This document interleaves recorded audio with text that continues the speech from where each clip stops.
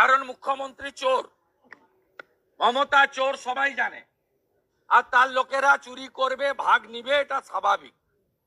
কারণ 100 টাকা তুলে 75 টাকা কালীঘাটে পাঠাতে হয়, ঘোষিত অবস্থান। তাই ফায়ার ব্রিগেড, আবগারি, কর্পোরেশন, পুলিশ সব একসঙ্গে মিলা ভগত যাকে বলে, একসঙ্গে জয়েন্ট ভেঞ্চারে এই অপকর্মগুলো করছে। পশ্চিমবাংলায় অতিথি হয়ে আসা বাইরের রাজ্যের লোকের দেহ যাচ্ছে, ক্ষমার অযোগ্য অপরাধ এই সরকার করেছে। তারা দীঘাতে জলসায় ব্যস্ত, গান হচ্ছে, নাচ হচ্ছে, কোমর দুলছে, নন ভেজের ফোয়ারা উঠছে, সঙ্গে জলের লাল নীল জলের ফোয়ারা উঠছে, আর এখানে মানুষকে এই অবস্থায় ফেলা হয়েছে।